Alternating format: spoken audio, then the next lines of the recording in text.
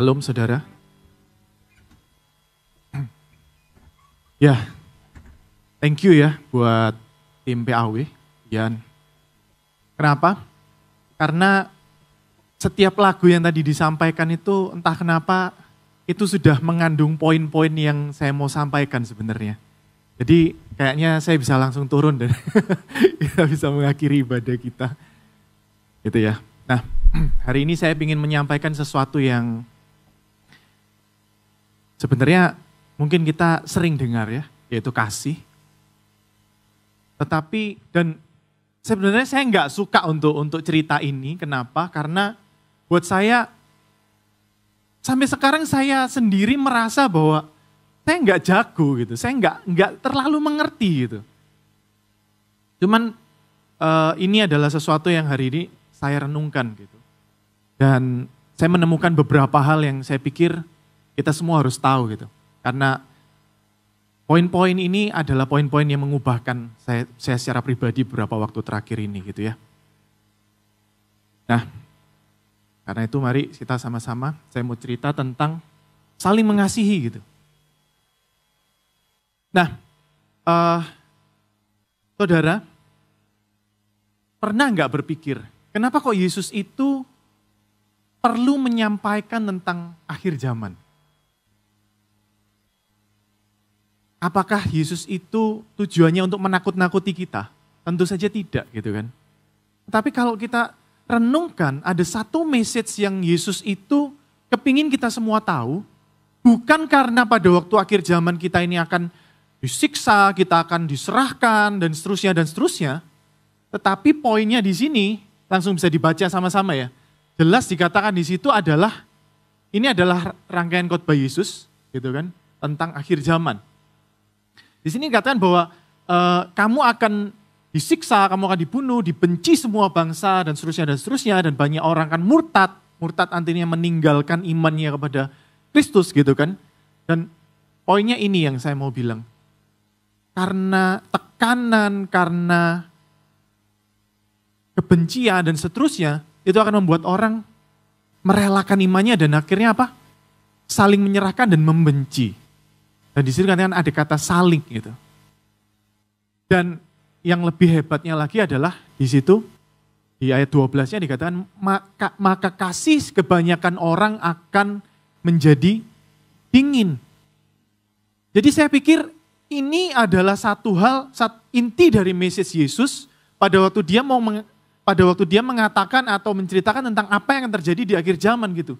Poinnya bukan supaya kita takut, tetapi untuk mewarning kita bahwa kasihmu akan dites.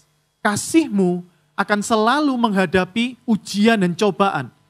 Makanya jangan berpikir pada waktu kita ini, oh saya sudah melakukan ini buat orang A, kemudian kita akan, oh berarti saya sudah hidup di dalam kasih dan that's end. Enggak, gitu ya. Di sini ada katanya, jeruk diperas jadi gitu. Ya, teman-teman pasti tahu ya, mungkin di sini yang suka ngejus tahu bedanya jus sama smoothies sama jus, apa bedanya? Kalau smoothies itu di blender. Jadi kita ini salah kaprah ya. Kalau smoothies itu dipotong-potong di blender, itu smoothies. Tapi kalau jus itu diperas, gitu. Jadi pakai alat pemeras. Nah, jeruk kalau diperas jadi jus jeruk, iya betul ya. Kalau apokat diperas nggak tahu saya. Tapi jeruk diperas ya jadi jus jeruk. Jangan jadi jus apel kan nggak mungkin kan. Gitu. Tapi pertanyaannya gini, kalau orang Kristen diperas lewat tekanan, lewat ujian, cobaan, apa yang akan terjadi? Apakah Kristus muncul di dalam kehidupan kita gitu kan? Harusnya segala sesuatu yang ditekan itu akan memunculkan aslinya gitu. Itu juga di dalam kekristenan kita. Pada waktu kita sebagai orang Kristen yang ngaku sebagai orang yang pengikut Kristus yang mengatakan bahwa oh saya mengenal Kristus. Pada waktu kita ditekan, apa yang terjadi? Apakah Kristus muncul di dalam kehidupan kita? Itu yang saya ingin sampaikan gitu. Nah, Kristus itu apa gitu kan? Ini yang saya mau sampaikan. Nah, di ayat selanjutnya, tadi kan ayat 9, 10, 12, nah ini ayat 14-nya. Di sini dikatakan, dan Injil kerajaan ini akan diberitakan di seluruh dunia, menjadi kesaksian bagi semua bangsa, sesudah itu barulah tiba kesudahannya gitu. Nah, saudara, kita mungkin hari-hari ini banyak mendengar istilah Injil Gospel ya. Bahkan ada juga Merry Christmas Gospel gitu ya. Maksudnya gini, masalahnya apa itu gospel gitu, apa itu Injil? Nah, tentu Injil itu bicara tentang berita gitu ya. Injil itu bicara tentang berita. Tetapi secara khusus ada satu poin berita yang kita mesti tahu tentang Injil, yaitu bahwa Injil itu bicara tentang kasih. Percaya enggak? 1 Yohanes 3 ayat 11 dikatakan di sini. Sebab inilah berita yang telah kamu dengar dari mulanya, yaitu bahwa kita harus apa? Saling mengasihi. Jadi dengan kata lain, Yesus itu mau bilang gini, pelayanannya selama 3,5 tahun, itu tidak lain.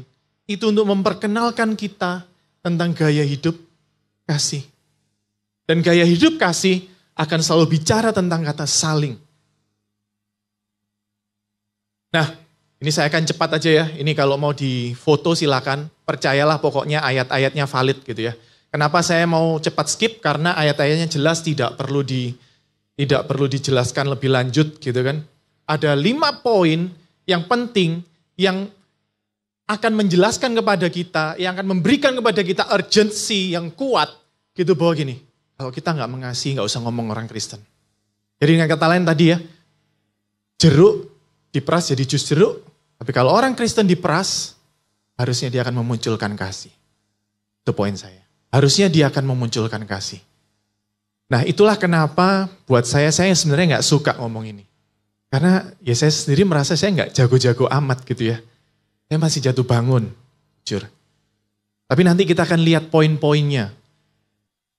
Ada poin penting yang kita perlu tahu tentang ini. Saya akan dengan cepat ya membaca. Tanpa kasih kita tuh bukan anak Allah.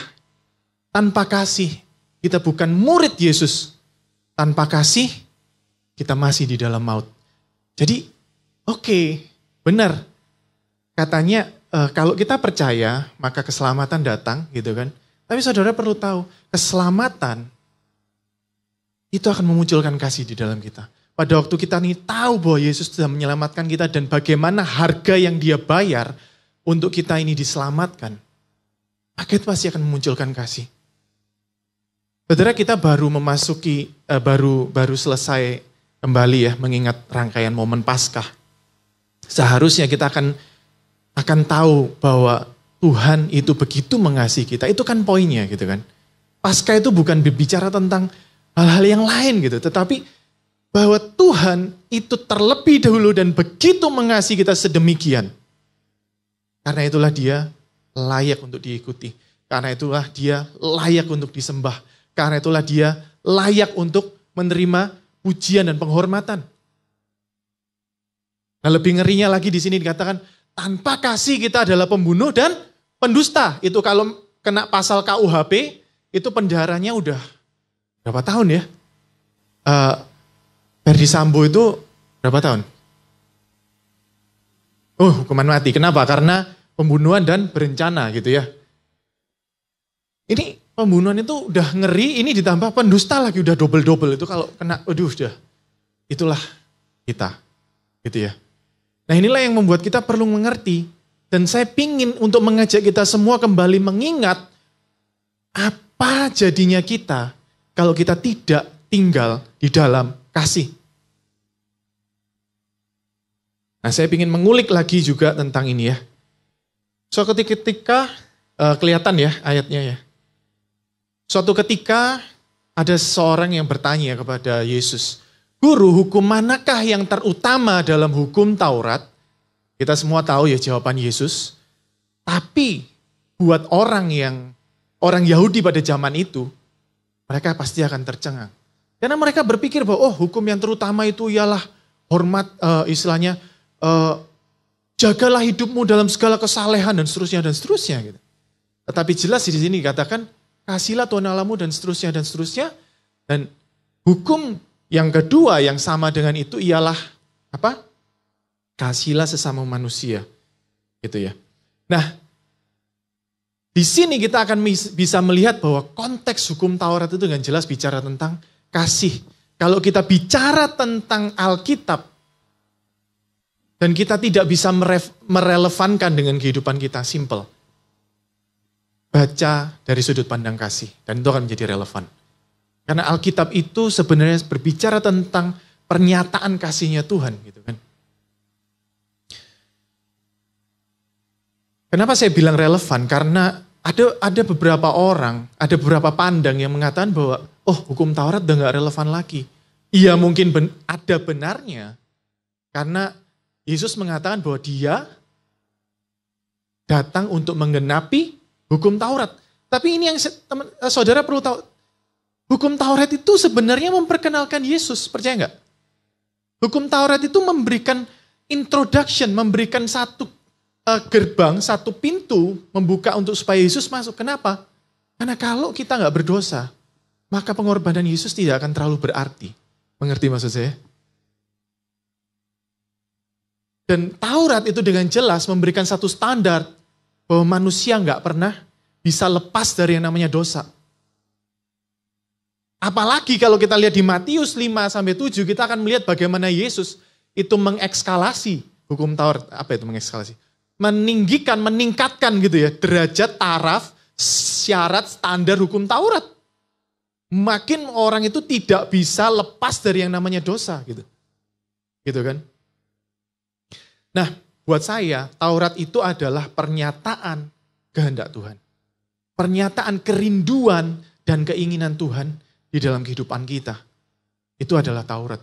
Jadi jangan berpikir hukum Taurat itu sesuatu kayak Tuhan itu pingin mengekang kita, Tuhan itu pingin membelenggu kita supaya kita hidupnya gak enak, supaya kita hidup gak bebas. Bukan. Tetapi Taurat sebenarnya adalah sebuah panduan bagaimana seharusnya Tuhan kepingin kita hidup.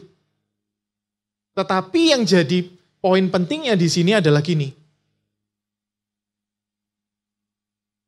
Bagaimana cara kita menghidupi itu yang penting. Nah ini yang saya mau sampaikan buat saudara-saudara, buat kita semua gitu ya. Nah penekanan saya sebenarnya ada di poin kata sama dengan. Makanya saya bold ini ya, sama dengan gitu.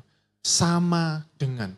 Kata sama dengan di situ, itu berbicara sepaket, itu berbicara setara, itu berbicara sama penting gitu kan, satu sifat dan tidak bisa terpisahkan. Itu kira-kira arti kata sama dengan, gitu ya. Jadi gini, hukum Taurat itu, hukum Taurat, kasih kepada Tuhan dan kasih kepada sesama manusia itu satu paket, sama seperti kalau kita ini kaki punya dua kaki, gitu kan. Ini saya ngeliat setir langsung teringat dark joke ya. Bagaimana orang lari kalau kakinya satu, ya pasti pincang gitu. Pasti nggak bisa lancar, betul ya? Coba bayangin kita lari pakai satu kaki ya, twing gini ya. Dibandingkan dengan orang yang punya dua kaki, kira-kira kita bisa menang? Susah. Gitu juga kalau kita bicara tentang kasih kepada Tuhan dan kasih kepada sesama, kita nggak bisa memisahkan. Ini dua kaki yang akan membuat kita mampu untuk menyelesaikan dengan baik gitu. Kemudian analoginya sebenarnya hukum Taurat ini sama seperti kita bercermin. Siapa yang suka ngaca di sini? Saya kemarin dibilang, rambut putihnya banyak gitu. Terus saya ngaca, iya kah? Iya ternyata gitu. Enggak, tapi pada waktu mengaca gitu, kita akan melihat gini, apapun yang kita lakukan, kita mau toleh kiri, mau toleh kanan, mau dance apapun gitu kan. Iya sama gitu. Apa yang kita lakukan di sini sama apa yang di balik kaca sama. Nah maksud saya, gitu juga dengan kasih. Kasih kepada Tuhan itu sama identik. Itu sinkron. Itu harmonis dengan kasih dengan sesama. Kita nggak akan pernah bisa melepaskan ini. Dan sebaliknya kita nggak akan pernah bisa mengasihi orang lain Kalau kita punya keluarga, kita nggak mungkin bisa mengasihi orang tua kita nggak mungkin bisa mengasihi anak kita nggak mungkin bisa mengasihi teman-teman kita ataupun siapapun. Kalau kita nggak tinggal di dalam kasih dengan Tuhan. Itu poinnya. Gitu kan? Karena itu saya ingin ajak teman-teman saudara semua untuk mendalami arti dari apa itu agape. Kalau kita membaca gitu kan di setiap kata perjanjian baru, kita akan melihat kata kasih itu pasti akan disampaikan dengan kata agape gitu ya, dan saya rasa kita familiar lah dengan kata ini gitu. Tetapi ini yang saya ingin ceritakan, ada 3 poin penting kenapa agape itu begitu luar biasa. Nah, saya akan banyak mengulik dari 1 Yohanes 3 gitu ya, tetapi saya akan intro dengan Yohanes 13 ayat 34. Kenapa? Karena ini Yesus sendiri yang bilang gitu ya. Yesus dikatakan, aku memberikan perintah baru kepada kamu, yaitu supaya kamu saling mengasihi, sama seperti aku telah mengasihi kamu, demikian pula kamu harus saling mengasihi. Saudara perlu tahu, di sini Yesus itu, buat saya pribadi ya, menggenapi hukum Taurat tadi. Pada waktu dikatakan di sini, kasihlah Tuhan Allahmu gitu kan, dengan segenap hatimu dan dengan segenap jiwamu dan segenap kekuatanmu dan segenap akal budimu dan seterusnya. Dan sama dengan itu, kasihlah sesama manusia seperti kamu mengasihi dirimu sendiri. Ini adalah yang Yesus lakukan untuk menggenapi. Dia memberikan perintah baru supaya apa? Kamu saling mengasihi sama seperti. Loh kok sama ya? Bisa melihat korelasinya. Sama seperti perintah hukum Taurat tadi. Perintah yang kedua itu sama seperti perintah yang pertama. Gitu juga ini. Supaya kamu saling mengasihi sama seperti apa? Aku telah mengasihi kamu. Nah ini yang saya mau bilang. Buat saya, hukum Taurat itu susah banget. Berat mengasihi Tuhan Allahmu dengan segenap jiwamu, dengan segenap kekuatanmu, dengan segenap akal budimu. Dengernya aja udah capek, betul gak sih? Gimana melakukannya? Belum lagi dia harus mengasihi sesama manusia. Seperti kamu mengasihi dirimu sendiri. Tuhan, mengasihi diri sendiri saja saya bingung. Ada mungkin yang mengalami itu? Gimana mengasihi diri sendiri? Ngaca, mukanya jelek gitu kan. Perutnya tambah lama tambah besar. Gitu ya. Maklum, saya sudah terkamiri, terkontaminasi ya.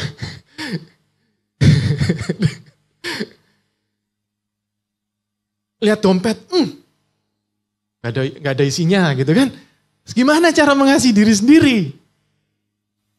Susah gitu. Tetapi waktu saya mendengar kata ini, pada waktu saya mendalami ayat ini, saya agak sedikit lega gitu. Nah di sini saya mau cerita tentang ada 3 hal, ada 3 poin kenapa agape itu relevan sekali dalam kehidupan kita. Yang pertama gini, agape itu berbicara tentang hubungan timbal balik. Bahasa Inggrisnya reciprocal. Ya, reciprocal itu berarti timbal balik. Kita nggak mungkin mengerti kasih agape pada saat kita cuman dituntut mengasihi. Karena agape itu bicara tentang mengasihi dan dikasihi. Makanya di Yohanes 13 ayat 34 tadi ada kata saling mengasihi. Kan orang kalau jatuh cinta itu kan saling berkirim pesan. Betul ya? Saling ngechat. 5 menit gak ada kabar, chat, ping, ping, ping, ping. Ya, zaman dulu BBM ya, ketahuan usia saya. Ping, ping, ping, ping. Kenapa sekarang gak ada fitur ping ya? Pakai P ya. Tapi kalau cuman satu orang yang kirim pesan gitu kan, halo, apa kabar? Gak dibalas gitu kan, gimana rasanya? Jengkel gak? Jengkel. Saya tuh jengkel banget kalau udah di chat gitu gak dibalas. Oke lah kalau sehari itu masih mungkin sibuk. 1 minggu gak dibalas gitu kan. Ini orang masih ada di peradaban atau lagi masuk ke hutan Amazon saya pikir gitu kan. Nah gitu juga dengan kita. pada waktu kita mengasihi, tetapi kita tidak merasakan apa yang namanya dikasihi, dan harap kita pernah bisa menghidupi apa itu arti agape gitu ya. Di Yohanes 15 kita akan melihat bahwa Tuhan itu mengundang kita untuk tinggal di dalam Dia. Betul? Tinggallah di dalam aku dan aku di dalam kamu. Jikalau kamu tinggal di dalam aku, maka kamu akan berbuah. Dan buahmu banyak. Secara spesifik, kita akan melihat rangkaian Yohanes ayat-ayat belasan itu adalah kata Yesus kepada para muridnya minus Yudas gitu kan. Dan itu secara khusus memang untuk murid-muridnya yang asli. Gitu. Dan makanya Yesus banyak bicara tentang kasih. Itu juga pada waktu Yesus mengundang untuk tinggal di dalam aku, sebenarnya dia bilang tinggallah di dalam kasih. Nah makanya itu saudara perlu tahu bahwa komunitas itu adalah anugerah. Kenapa? Karena komunitas itu membuat kita tinggal bersama-sama dengan orang untuk kita mempraktekkan apa yang namanya kasih. Ubah komunitas kita jangan menjadi ajang untuk sharing pengetahuan firman aja. Yaitu enggak jelek-jelek amat daripada sharing hal-hal yang enggak benar gitu kan.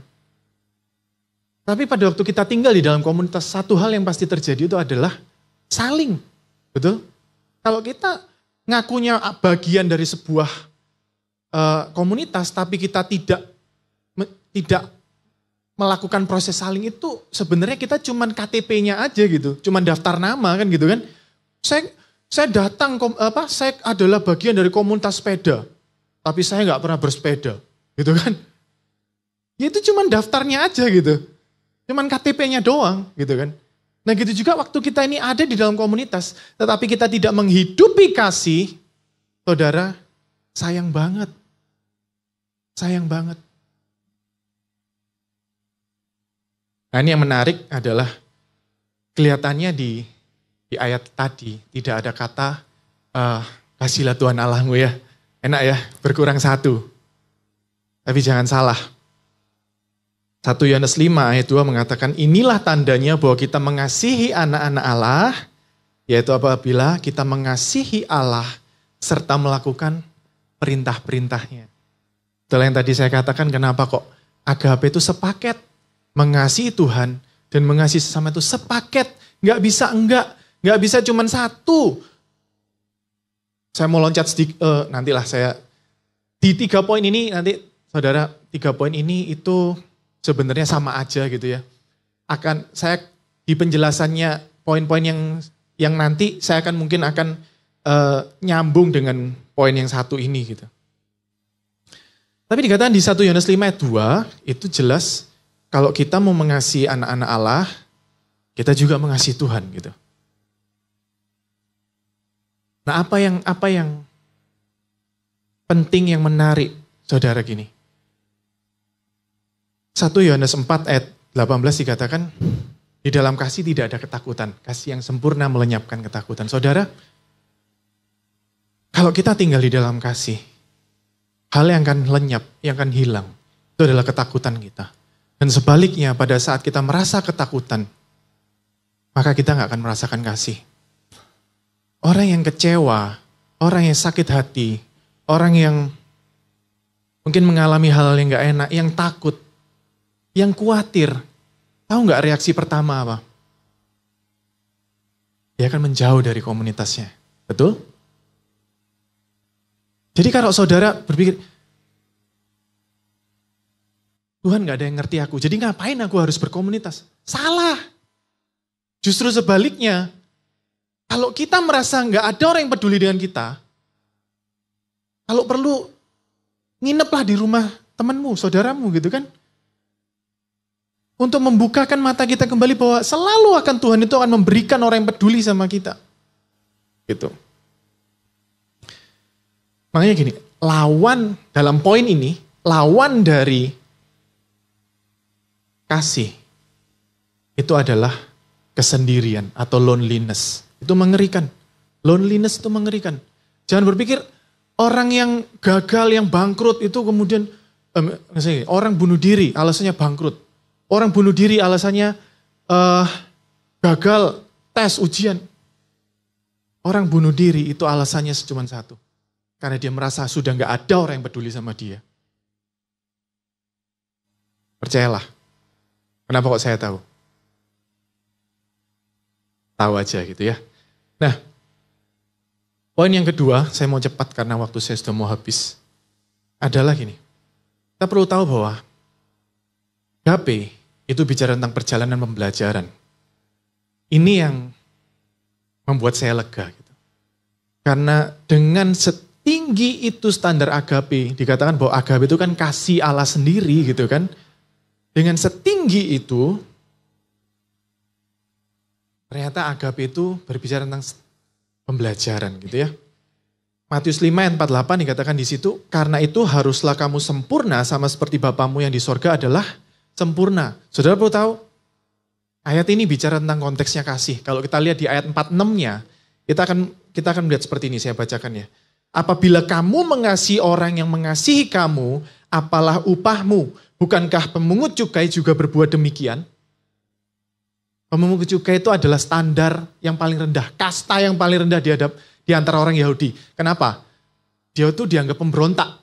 Kenapa? Karena dia itu mengambil uang, ya kan? Orang Yahudi itu orang yang sangat matre banget, ya.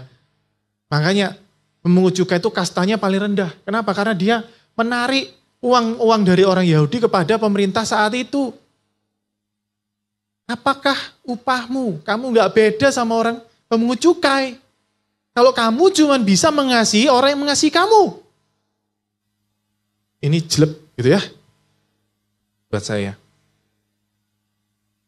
Tetapi untunglah di ayat 48 ini dikatakan haruslah kamu sempurna. Di situ dikatakan kalau kita melihat dalam bahasa aslinya kita akan melihat bahwa hendaklah kamu menjadi sempurna. Dan which is menjadi sempurna itu bicara tentang proses pembelajaran.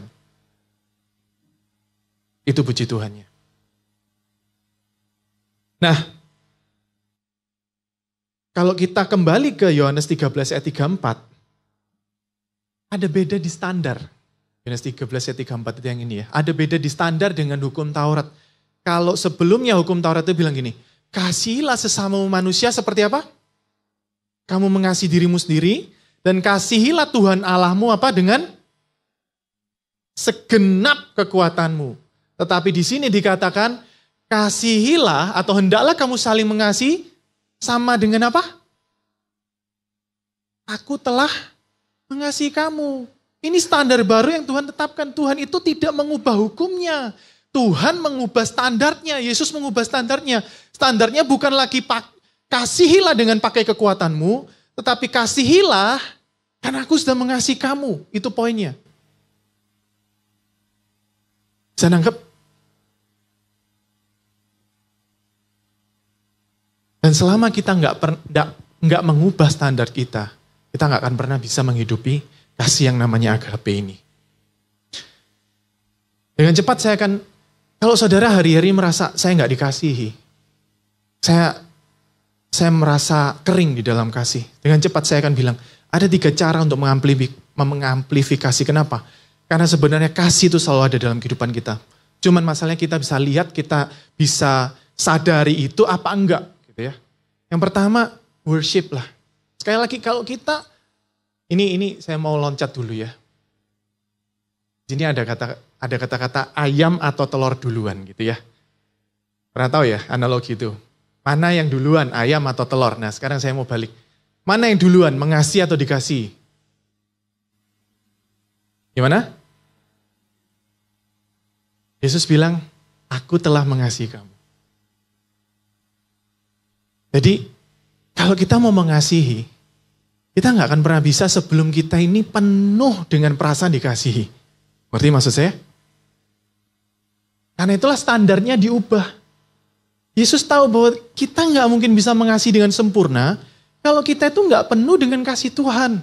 Karena itu makanya saya dengan cepat mau bilang, kalau kita mau merasa dikasihi sama Tuhan tentunya gitu ya. Pertama, tinggallah di dalam worship. Worship di sini bukan bicara, oh saya bekerja untuk worship sama Tuhan, bukan. Tetapi worship itu mengingatkan kita kembali dengan pengorbanan Tuhan, mengingatkan kembali kita untuk mengagungkan Tuhan, bahwa Tuhan begitu baik dan begitu menyayangi kita gitu kan. Yang pertama. Yang kedua, kalau kita mau dikasihi, mau semakin merasakan dikasihi, tinggallah di dalam firman. Karena semua firman itu selalu bicara tentang bagaimana Tuhan mengasihi kita. Dan yang ketiga, tinggallah bersama dengan orang-orang yang memang peduli sama kita. Ya, saya dengan cepat mau bilang itu aja. Nah,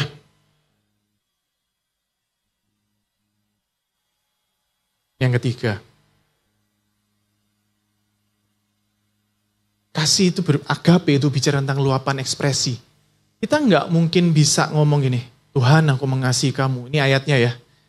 Tuhan aku mengasihi engkau. Itu kan kita sering nyanyi gitu ya. Aku mengasihi engkau Yesus gitu kan. Dengan segenap hatiku. Apa yang kamu lakukan? Itu pasti yang Yesus tanyakan. Apa yang kamu lakukan buat saudaramu? Apa yang kamu lakukan buat orang di sebelahmu? Kemarin kamu dengar si ini lagi butuh. Apa yang kamu lakukan? Gitu kan? Dan itu. Kena sepaket. Kenapa? Barang siapa tidak mengasihi saudara yang dilihatnya, tidak mungkin mengasihi Allah yang tidak dilihatnya. Sama seperti cermin tadi, apa yang kita lakukan buat saudara kita, itu kita mengasihi Tuhan. Dan sebaliknya kalau kita mengasihi Tuhan, maka kita akan mengasihi saudara kita. Dan situlah saya bertobat.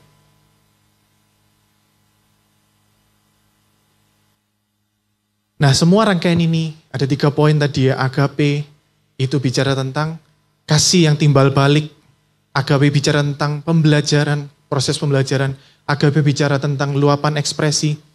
Itu ada di kata-kata undangan Yesus pada Petrus.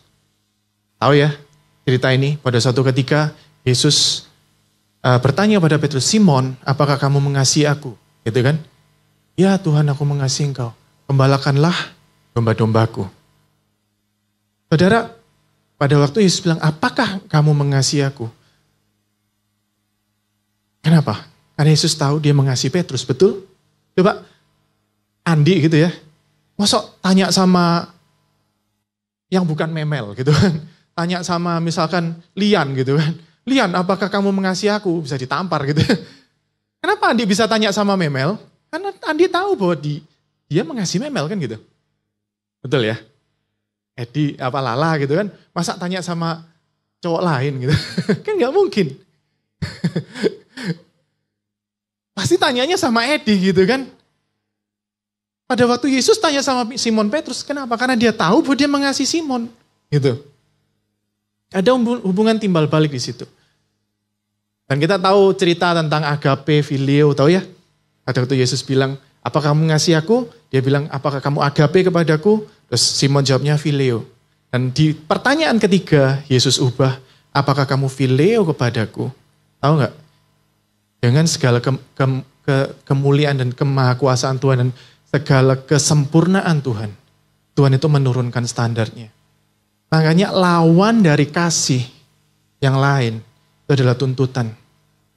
Kita nggak akan pernah bisa mengasihi kalau kita ini menuntut. Gitu. Yesus aja menurunkan standarnya. Masa kita nggak bisa menurunkan standar kita? Ini yang buat saya, ini saya buka kartu sedikit ya. Saya pada waktu dulu pertama kali pacaran, saya tuh punya kontrak gitu. Kamu kalau mau, oke, aku suka sama kamu ya, tapi kamu harus A, B, C, D, E gitu. Saya nggak sebutkan A, B, C, D, E-nya apa. Sebutkan satu lah. Nilai IP-mu harus meningkat sekian. Bodoh banget gitu. Setelah setahun nggak meningkat gitu ya. Terus kemudian karena nilaimu tidak meningkat, udah kita putus aja. Besoknya saya bilang, balik yuk. Di situ saya tahu saya bodoh banget gitu. Karena kasih itu nggak bisa menuntut. Sampai saat ini hidup di dalam keluarga itu stres. Tapi kalau kita tahu bahwa kita mengasihi, maka kita akan rela mengorbankan standar kita buat orang yang dikasihi. Amin. Dan pada waktu Yesus bilang, apa sih tanda bahwa kamu mengasihi? Gitu kan? Simon Petrus, Yesus bilang apa? Gembalakanlah domba-dombaku. Kata gembalakanlah itu pakai kata bosko, bukan fosco ya, kalau fosco itu minuman coklat itu. Bosko itu berarti gini, berilah makan secara jasmani dan rohani. Penuhi kebutuhannya, jangan biarkan dia berkekurangan. Makanya di Mazmur 23 yang dikatakan, Tuhan adalah gembalaku, takkan kekurangan aku. Pada waktu Yesus bilang, gembalakanlah domba-dombaku, artinya gini, jangan biarkan orang di sebelahmu kekurangan. Jangan biarkan orang di sebelahmu kehilangan pengharapan. Jangan biarkan orang di sebelahmu miskin kasih. Gitu ya. Waktu saya habis, tetapi ada 3 poin di sini, bagaimana menghidupi kasih. Saya undang pemain musik. Ada 3 cara menghidupi kasih dan saya pikir, ini saya sudah pernah sampaikan, mungkin di tempat ini juga, jadi saya nggak akan bicara banyak. Saya cuma mengingatkan kembali, ada 3 cara menghidupi kasih. Yaitu waktu kita tinggal di dalam melayani, saling melayani satu dengan yang lain. Pada waktu kita ini merendahkan hati, pada waktu kita ini berkorban, dan waktu kita ini saling murah hati. Saudara, ada satu hal yang menarik ini. Kita berpikir kalau kita ini memberi ya, kita akan kehilangan sesuatu. Jangan salah. Waktu kita memberi, kita akan direfill sama Tuhan kasih kita. Itu yang aneh. Semakin kita memberi, semakin kita ini hidup dan berfokus dan memikirkan orang lain, semakin kita akan penuh dengan kasihnya Tuhan. Disitulah agape itu spesial.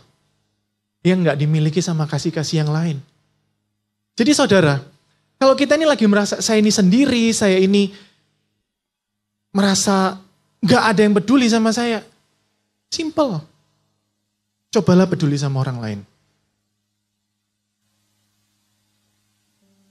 Mari kita berdoa.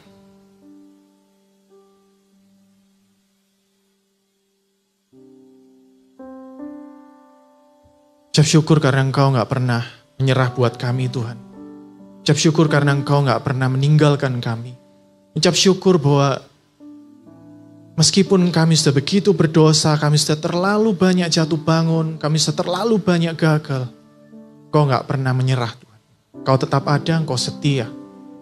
Dan kasih-Mu tetap melimpah dalam kami Tuhan. Kalau kami mau punya usaha sedikit untuk menyadari kasih-Mu, kami akan tahu bahwa Engkau selalu ada dan hadir dalam keseharian kami. Dan bahwa pertolongan-Mu, penyediaan-Mu Tuhan, kekuatan-Mu itu selalu ada, melimpah pada kami Tuhan. Karena jangan biarkan kami miskin kasih Tuhan. Karena Engkau mendesain hidup kami untuk berkelimpahan di dalam kasih. Mungkin kami belum tentu berkelimpahan dalam harta. Mungkin waktu kami terbatas. Tapi satu hal yang pasti Tuhan, kasih-Mu di dalam kami seharusnya berkelimpahan. Dan itu lebih dari cukup. Karena pada waktu kami mengasihi, kami akan mengorbankan apapun. Meskipun kami merasa berkekurangan, kami akan tetap melakukan bagian kami untuk memberi yang kami mampu Tuhan. Dan kami tahu undangan-Mu untuk tinggal di dalam kasih, itu menyehatkan kami. Firman-Mu berkata, barang siapa tidak tinggal di dalam kasih, dia masih ada di dalam alam maut. Dan kami gak mau Tuhan. Kami tahu pengorbanan-Mu sudah terlalu mahal. Dan kami gak mau sia-siakan itu. Dengan kami kembali ke alam maut, biarlah kami tinggal di dalam kasih-Mu Tuhan. Kembali menghidupi kasih-Mu. Di tengah dunia yang semakin jahat, di tengah kasih yang semakin pudar, Tuhan, mungkin kami gak jago untuk bersaksi, mungkin kami gak jago untuk berbicara tentang Engkau, tapi saat kami menghidupi kasih, maka itu akan menjadi kesaksian yang bahkan jauh lebih kuat daripada kata-kata kami Tuhan. Mari, biarlah Roh Kudus Engkau sendiri yang terus mendorong kami untuk hidup di dalam kasih. Engkau bebat, Engkau pulihkan hati yang sakit Tuhan. Engkau pakai untuk kemuliaan-Mu Tuhan.